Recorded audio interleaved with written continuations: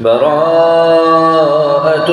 من الله ورسوله إلى الذين عاهدتم من المشركين فسيحوا في الأرض 4 أشهر واعلموا أنكم غير معجز الله وأن الله مخزي الكافرين وأذان من الله ورسوله إلى الناس يوم الحج الأكبر أن الله بريء من المشركين ورسوله فإن تبتم فهو خير لكم وإن توليتم فاعلموا أنكم غير معجز الله وبشر الذين كفروا بعذاب أليم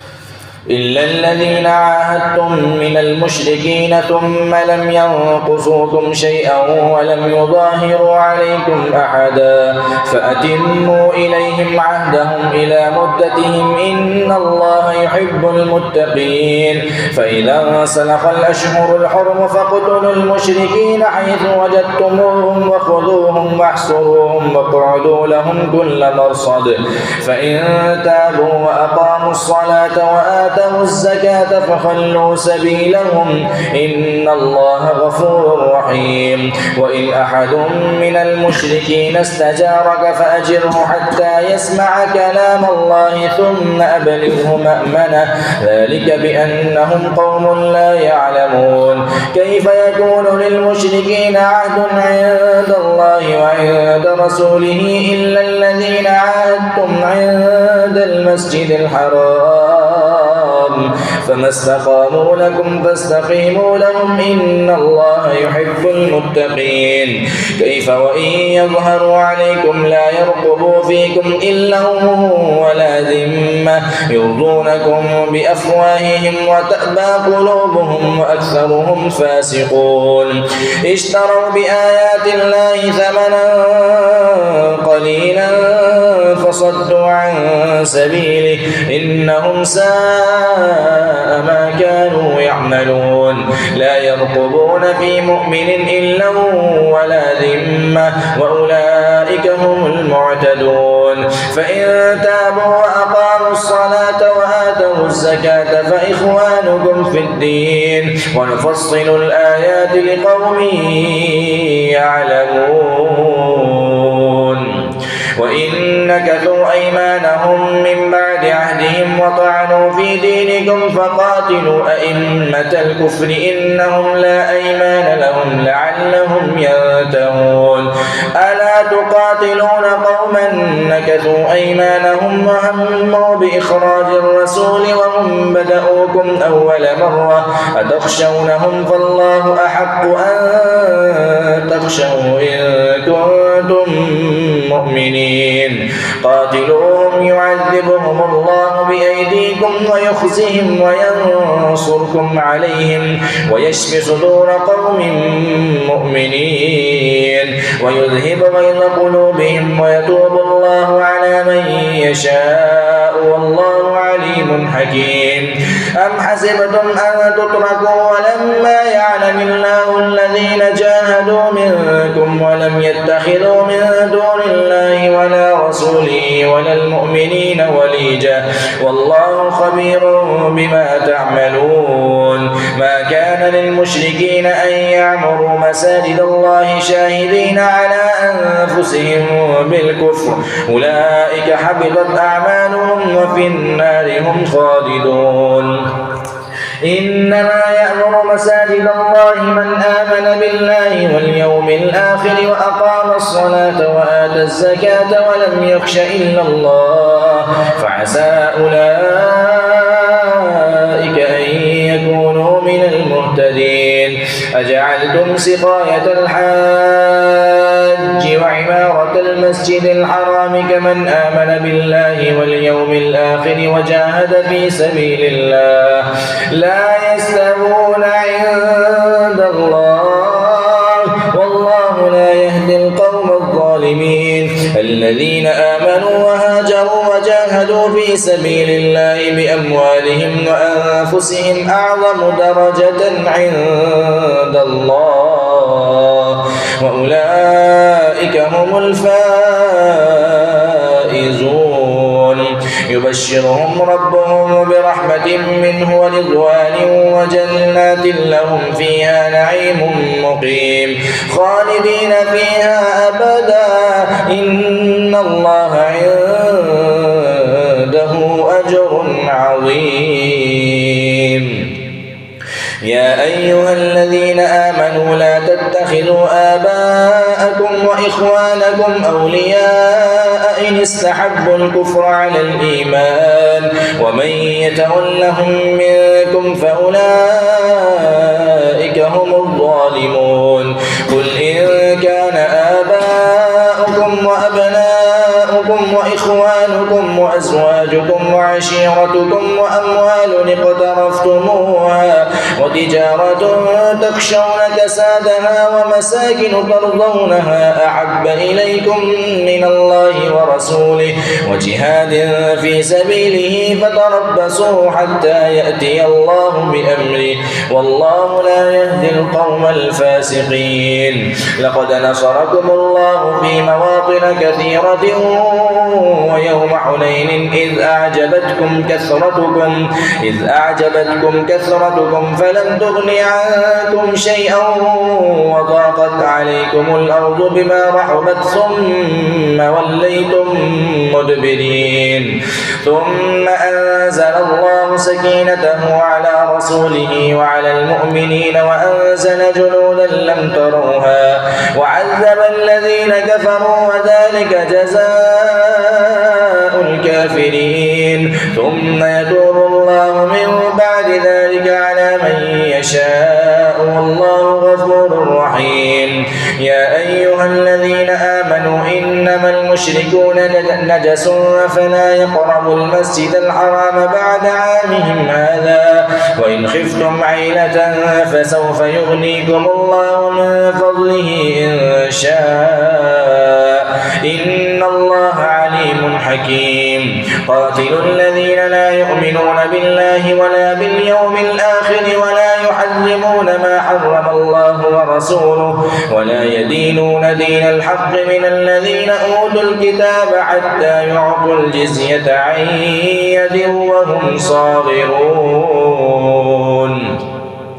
وقالت اليهود عزير ابن الله وقالت النصارى المسيح ابن الله ذلك قولهم بأفواههم يضاهئون قول الذين كفروا من قبل قاتلهم الله أنى يؤفكون. اتخذوا أحبارهم ورهبانهم أربابا من دون الله والمسيح ابن مريم وما أمروا إلا ليعبدوا إلها واحدا لا إله إلا هو سبحانه عما يشركون. يريدون أن يطفئوا نور الله بأفواههم ويأبى الله إلا أن يتم نوره ولو كره الكافرون. هو الذي أرسل رسوله بالهدى ودين الحق ليظهره على الدين كله ولو كره المشركون. يا أيها الذين آمنوا إن كثيرا من الأحبار والرهبان ليأكلون أموال الناس بالباطل ويصدون عن سبيل الله والذين يكنزون الذهب والفضة ولا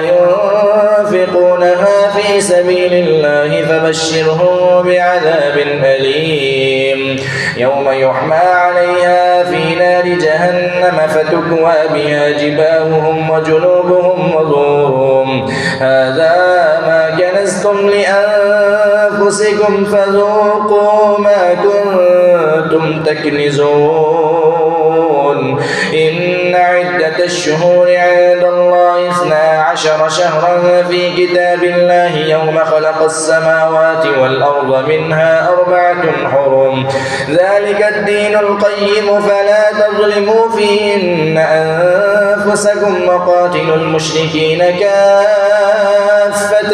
كما يقاتلونكم كافة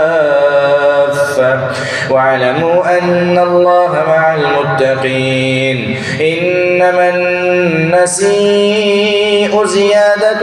في الكفر يضل به الذين كفروا يحلونه عاما ويحرمونه عاما ليواتئوا عدة ما حرم الله فيحلوا ما حرم الله وزين لهم سوء أعمالهم والله لا يهدي القوم الكافرين. يا أيها الذين آمنوا ما لكم إذا قيل لكم انفروا في سبيل الله اثاقلتم إلى الأرض أرضيتم بالحياة الدنيا من الآخرة فما متاع الحياة الدنيا في الآخرة إلا قليل. إلا تنفروا يعذبكم عذابا أليما ويستبدل قوما غيركم ولا تضروه شيئا والله على كل شيء قدير. إلا تنصروه فقد نصره الله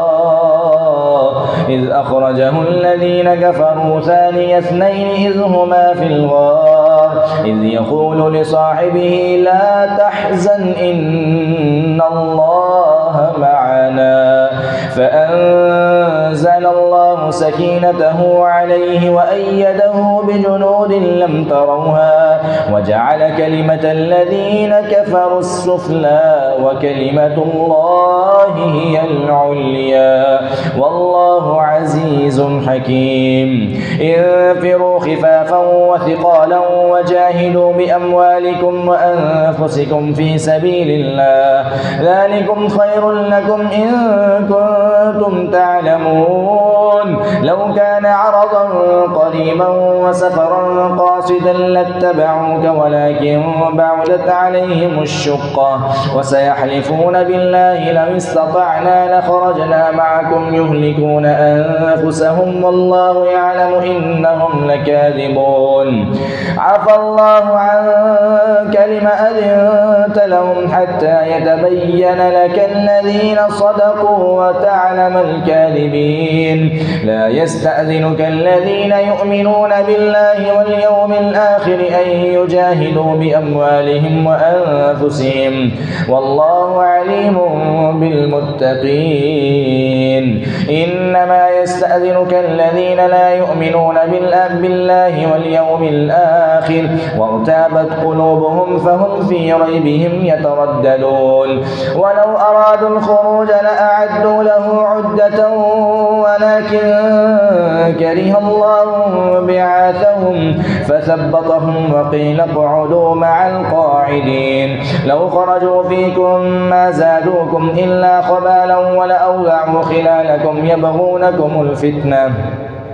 وفيكم سماعون لهم والله عليم بالظالمين. لقد ابتغوا الفتنة من قبل وقلبوا لك الأمور حتى جاء الحق وظهر أمر الله وهم كارهون. ومنهم من يقول ائذن لي ولا تفتني ألا في الفتنة سقطوا وإن جهنم لمحيطة بالكافرين. إن تصبك حسنة تسؤهم وإن تصبك مصيبة يقولوا قد أخذنا أمرنا من قبل ويتولوا وهم فرحون. قل لن يصيبنا إلا ما كتب الله لنا هو مولانا وعلى الله فليتوكل المؤمنون. قل هل تربصون بنا إلا إحدى الحسنيين ونحن نتربص بكم أن يصيبكم الله بعذاب من عنده أو بأيدينا فتربصوا إنا معكم متربصون. قل أنفقوا طوعا أو كرها لن يتقبل منكم إنكم كنتم قوما فاسقين. وما منعهم أن تقبل منهم نفقاتهم إلا أنهم كفروا بالله وبرسوله ولا يأتون الصلاة إلا وهم كسالى ولا ينفقون إلا وهم كارهون. فلا تعجبك أموالهم ولا أولادهم إنما يريد الله ليعذبهم بها في الحياة الدنيا وتزهق أنفسهم وهم كافرون ويحلفون بالله إنهم لمنكم وما هم منكم ولكنهم قوم يفرقون. لو يجدون ملجأ أو مغارات أو مدخلا لولوا إليه وهم يجمحون ومنهم من يلمزك في الصدقات فإن أعطوا منها رضوا وإن لم يعطوا منها إذا هم يسخطون ولو أنهم رضوا ما آتاهم الله ورسوله وقالوا حسبنا الله سيؤتينا الله من فضله ورسوله إنا إلى الله راغبون إنما الصدقات للفقراء والمساكين والعاملين عليها والمؤلفة قلوبهم وفي الرقاب والغارمين وفي سبيل الله وابن السبيل فريضة من الله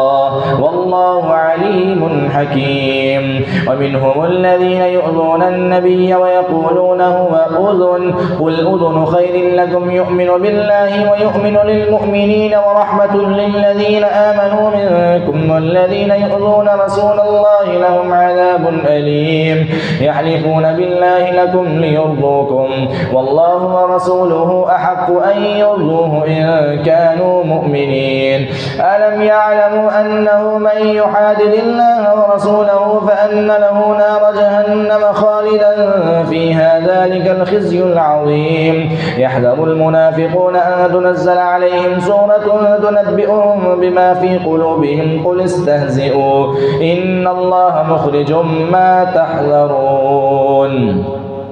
ولئن سألتهم ليقولن إنما كنا نخوض ونلعب قل أبالله وآياته ورسوله كنتم تستهزئون لا تعتذروا قد كفرتم بعد إيمانكم إن نعفو عن طائفة منكم نعذب طائفة بأنهم كانوا مجرمين المنافقون والمنافقات بعضهم من بعض يأمرون بالمنكر وينهون عن المعروف ويقبضون أيديهم نسوا الله فنسيهم إن المنافقين هم الفاسقون وعد الله المنافقين والمنافقات والكفار نار جهنم خالدين فيها هي حسبهم ولعنهم الله ولهم عذاب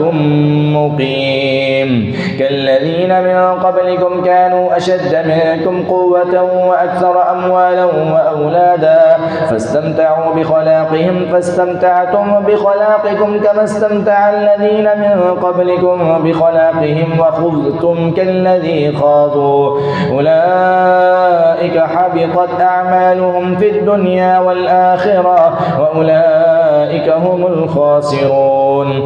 ألم يأتهم نبأ الذين من قبلهم قوم نوح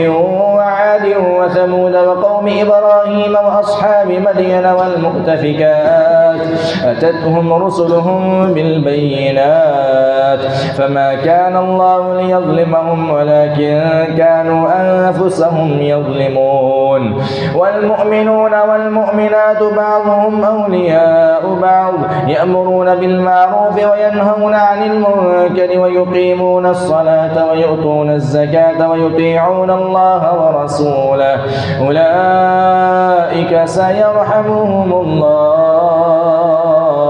إن الله عزيز حكيم وعد الله المؤمنين والمؤمنات جنات تجري من تحتها الأنهار خالدين فيها ومساكن طيبة في جنات عدن ورضوان من الله أكبر ذلك هو الفوز العظيم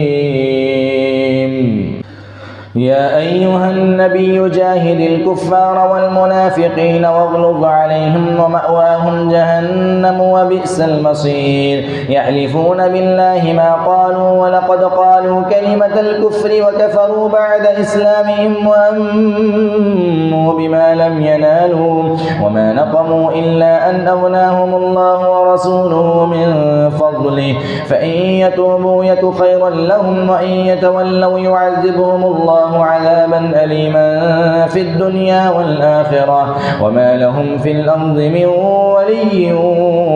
ولا نصير. ومنهم من عاهد الله لئن آتانا من فضله لنصدقن ولنكونن من الصالحين فلما آتاهم من فضله بخلوا به وتولوا وهم معرضون فأعقبهم نفاقا في قلوبهم إلى يوم يلقونه بما أخلفوا الله ما وعدوه وبما كانوا يكذبون.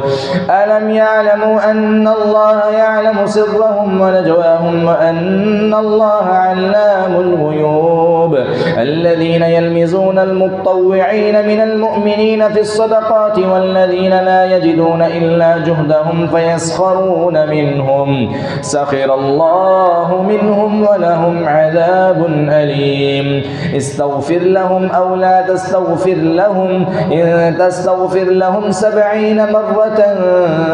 فلن يغفر الله لهم ذلك بأنهم كفروا بالله ورسوله والله لا يهدي القوم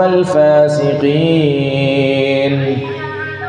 فرح المخلفون بمقعدهم خلاف رسول الله وكرهوا أن يجاهدوا بأموالهم وأنفسهم في سبيل الله وقالوا لا تنفروا في الحر قل نار جهنم أشد حرا لو كانوا يفقهون فليضحكوا قليلا وليبكوا كثيرا جزاء بما كانوا يكسبون. فإن رجعك الله إلى طائفة منهم فاستأذنوك للخروج فقل لن تخرجوا معي أبدا ولن تقاتلوا معي عدوا إنكم رضيتم بالقعود أول مرة فاقعدوا مع الخالفين ولا تصل على أحد منهم مات أبدا ولا تقم على قبره إنهم كفروا بالله ورسوله وماتوا وهم فاسقون. ولا تعجبك أموالهم وأولادهم إنما يريد الله أن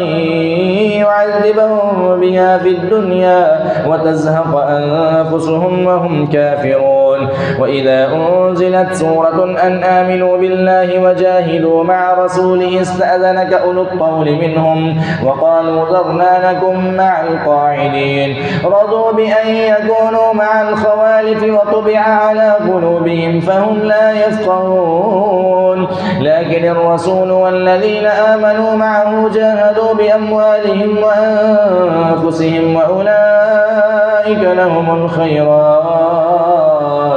وأولئك هم المفلحون.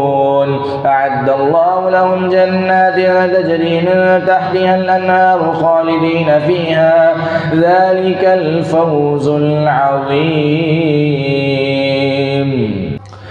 وجاء المعذرون من الأعراب ليؤذن لهم وقعد الذين كذبوا الله ورسوله سيصيب الذين كفروا منهم عذاب أليم. ليس على الضعفاء ولا على المرضى ولا على الذين لا يجدون ما ينفقون حرج إذا نصحوا لله ورسوله ما على المحسنين من سبيل والله غفور رحيم. ولا على الذين إذا ما أتوك لتحملهم قلت لا أجد ما أحملكم عليه تولوا وأعينهم تفيض من الدمع حزنا ألا يجدوا ما ينفقون. إنما السبيل على الذين يستأذنونك وهم أغنياء رضوا بأن يكونوا مع الخوالف وطبع الله على قلوبهم فهم لا يعلمون. يعتذرون إليكم إذا رجعتم إليهم قل لا تعتذروا لن نؤمن لكم قد نبأنا الله من أخباركم وسيرى الله عملكم ورسوله ثم تردون إلى عالم الغيب والشهادة فينبئكم بما كنتم تعملون. سيحلفون بالله لكم إذا انقلبتم إليهم لتعرضوا عنهم فأعرضوا عنهم إنهم رجس ومأواهم جهنم جزاء جزاء بما كانوا يكسبون يحلفون لكم لترضوا عنهم فإن ترضوا عنهم فإن الله لا يرضى عن القوم الفاسقين الأعراب أشد كفرا ونفاقا وأجدر أن لا يعلموا حدود ما أنزل الله على رسوله والله عليم حكيم ومن الأعراب من يتخذ ما ينفق مغرما ويتربص بكم الدوائر عليهم دائرة السوء والله سميع عليم ومن الأعراب من يؤمن بالله واليوم الآخر ويتخذ ما ينفق قربات عند الله وصلوات الرسول ألا إنها قربة لهم سيدخلهم الله في رحمته إن الله غفور رحيم والسابقون الأولون من المهاجرين والأنصار والذين اتبعوهم بإحسان رضي الله عنهم ورضوا عنه وأعد لهم جنات تجري تحتها الأنهار خالدين فيها أبدا ذلك الفوز العظيم وممن حولكم من الأعراب منافقون ومن أهل المدينة مردوا على النفاق لا تعلمهم نحن نعلمهم سنعذبهم مرتين ثم يردون إلى عذاب عظيم وآخرون اعترفوا بذنوبهم خلطوا عملا صالحا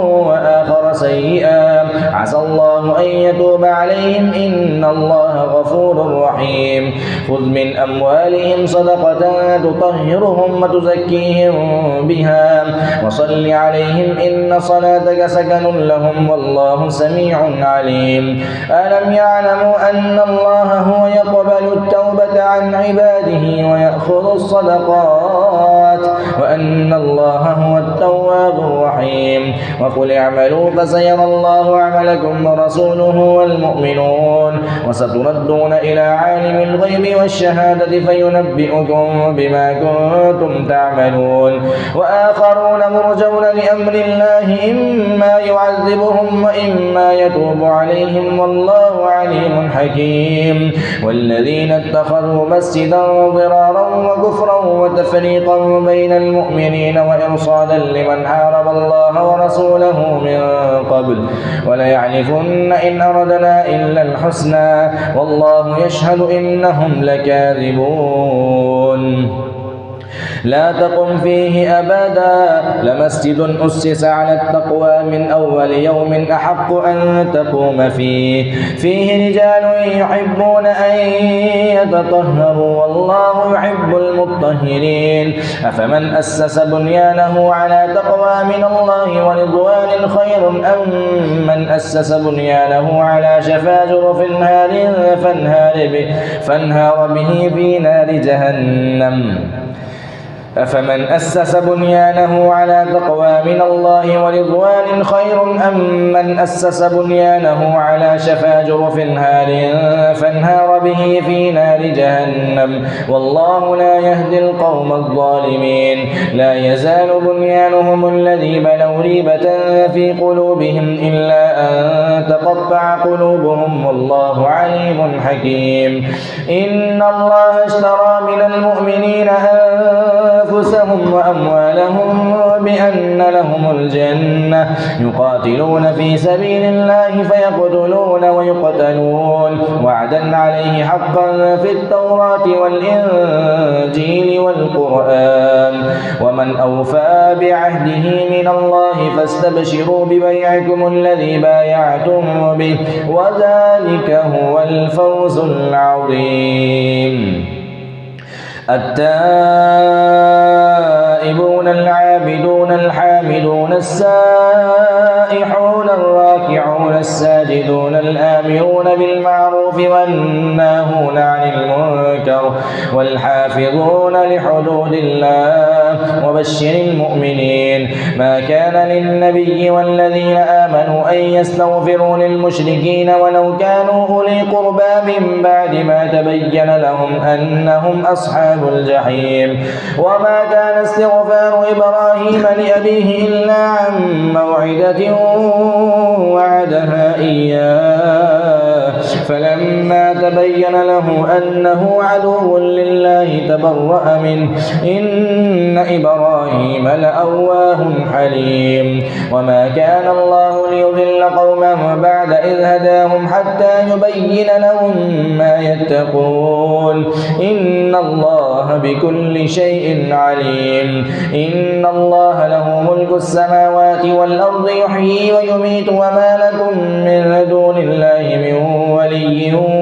ولا نصير لقد تاب الله على النبي والمهاجرين والأنصار الذين اتبعوه في ساعة العسرة من بعد ما كاد يزيغ قلوب فريق منهم ثم تاب عليهم إنه بهم رءوف رحيم وعلى الثلاثة الذين خلفوا حتى إذا ضاقت عليهم الأرض بما رحبت وضاقت عليهم أنفسهم وظنوا أن لا ملجأ من الله إلا إليه ثم تاب عليهم ليتوبوا إن الله هو التواب الرحيم يا أيها الذين آمنوا اتقوا الله وكونوا مع الصادقين ما كان لأهل المدينة ومن حولهم من الأعراب أن يتخلفوا عن رسول الله ولا يرغبوا بأنفسهم عن نفسه ذلك بأنهم لا يصيبهم ظمأ ولا نصب ولا مخمصة في سبيل الله ولا يطؤون موطئا يغيظ الكفار ولا ينالون من عدو نيلا إلا كتب لهم به عمل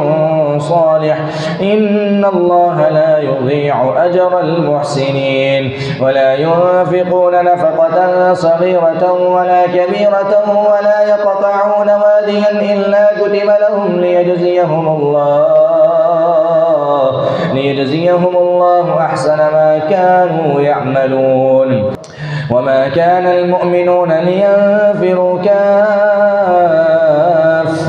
فلولا نفر من كل فرقة منهم طائفة ليتفقهوا في الدين ولينذروا قومهم إذا رجعوا إليهم لعلهم يحذرون يا أيها الذين آمنوا قاتلوا الذين يلونكم من الكفار وليجدوا فيكم غلظة واعلموا أن الله مع المتقين وإذا ما أنزلت سورة فمنهم من يقول أيكم زادته هذه إيمانا فأما الذين آمنوا فزادتهم إيمانا وهم يستبشرون وأما الذين في قلوبهم مرض فزادتهم رجسا إلى رجسهم وماتوا وهم كافرون أولا يرون أنهم يفتنون في كل عام مرة أو مرتين ثم لا يتوبون ولا هم يذكرون وإذا ما أنزلت سورة نظر بعضهم إلى بعض هل يراكم من أحد ثم انصرفوا صرف الله قلوبهم بأنهم قوم لا يفقهون لقد جاءكم رسول من أنفسكم عزيز عليه ما عنتم حريص عليكم بالمؤمنين رؤوف رحيم فإن تولوا فقل حسبي الله لا إله إلا هو عليه توكلت وهو رب العرش العظيم